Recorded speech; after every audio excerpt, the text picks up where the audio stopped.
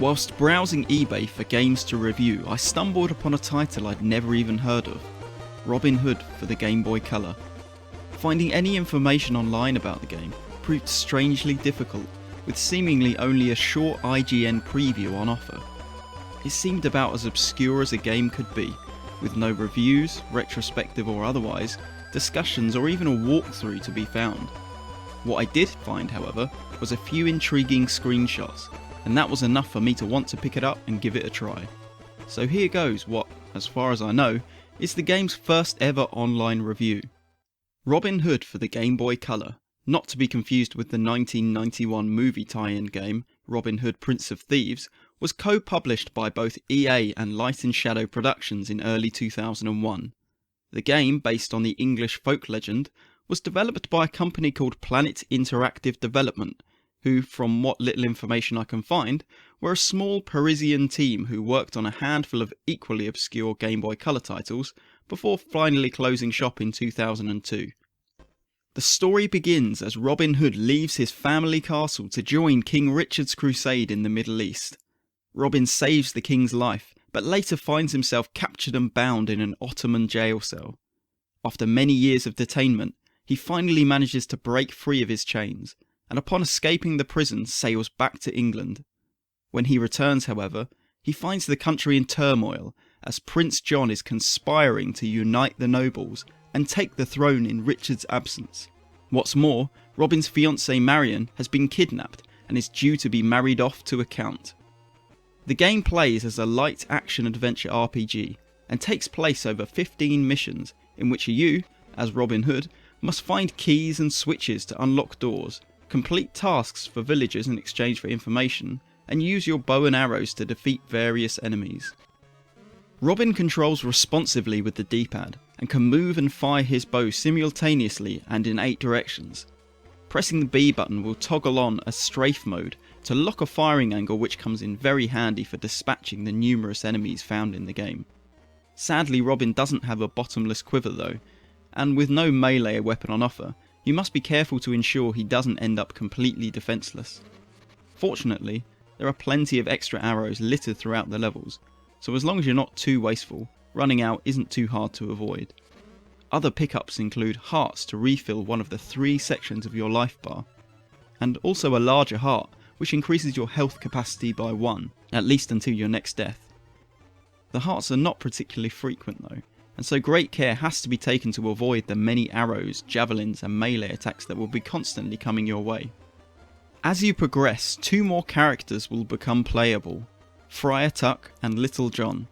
Once unlocked, switching between the 3 characters can be done instantly at any time, with the press of a select button, and each character has their own distinct weapon to battle with. Little John is armed with his famous quarterstaff, which he can use as a defensive shield against incoming projectiles, and also as a melee weapon to defeat any enemies that get too close. Unlike Robin, however, he must be standing still to attack, meaning that only moving enemies can be safely dealt with, as he himself will take damage from trying to get within striking distance of a stationary enemy. Friar Tuck is certainly the least useful, as his magic attack is similar to but weaker than Robin's bow, with the first hit only stunning the enemy, and a second hit being needed to finish them off. Robin is definitely the strongest choice in most situations, however each character has their own set of lives and health, so strategically switching between them is a good way to prevent a game over screen. At the end of each level, you'll be presented with a password to continue your progress from. It's worth noting that the password will include details like your current health and ammunition, so taking the time to complete the level in good shape is definitely encouraged. Whereas most levels are purely action based, with the objective simply being to reach the top of the map, others attempt to be a much more RPG based affair. These levels take place in a village or town with a host of denizens who all require some very basic form of fetch quest to be fulfilled. These will often be as simple as going to the innkeeper, who will then ask you to talk to the blacksmith, who will then ask you to talk to the tailor, and so on. The characters and dialogue are completely gameplay orientated, with no personality or small talk on offer. In fact, talking to anyone other than the specific required character will result in a generic statement, such as, "You have to go and see the innkeeper." No additional hints or clues are given, and no directions either, and as the game doesn't have a map feature, you will have to walk around blindly trying to find the right building to enter or character to talk to. Occasionally the villagers will also ask for money, and this can be gained from killing the usual assortment of henchmen which are found lurking around the streets. Entering and exiting any building will cause any enemies that you had previously killed to be respawned though. This can be useful for gaining the required amount of money, but is more often than not just a pain in the tights when you are constantly having to dodge projectiles whilst blindly searching for the required location. The graphics are really quite stunning for a Game Boy Color title. The backgrounds are beautifully drawn with tons of detail and colour throughout. The player characters look fantastic too, with the eponymous hero looking particularly impressive, and in a thoroughly nice touch you can see his hair and cloak flapping in the wind when standing still. It's clear that Planet Interactive had some very talented artists working for them at the time. Bizarrely though, some of the still pictures shown when talking to the NPCs are comically bad, and look as though they were knocked up in 5 minutes on Microsoft Paint. I mean, just look at some of these. What makes it worse is that they reuse the same pictures over multiple characters, and often you will be asked to visit identical NPCs one after the other. The music is fairly limited, with only a few tracks to listen to throughout the game.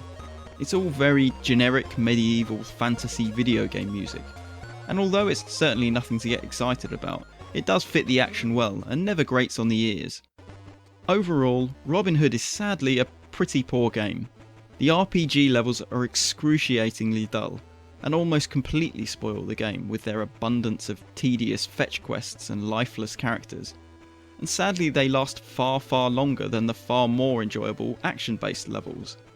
Another major issue is the complete absence of a difficulty curve. The game has no XP system or weapon upgrades to unlock, and all of the enemies encountered throughout the game are found in the first level. This means that the opening stage is literally as difficult as any other in the game, if not more so. For some reason though, I can't help but have a huge soft spot for the game. The visuals are so charming, and the controls are so solid and enjoyable, I can't help but think about how good this game would have been with just a little more time and effort put into the dialogue and level design.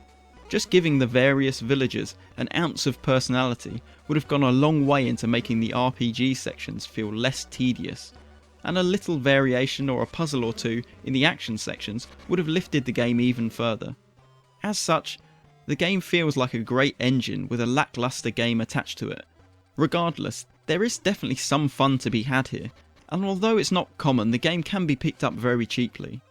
So, if you like what you've seen, why not seek out a copy of Robin Hood for the Game Boy Color, and take to the villages and castles of medieval England to win back the Maid Marian and foil the devious plans of the evil Prince John.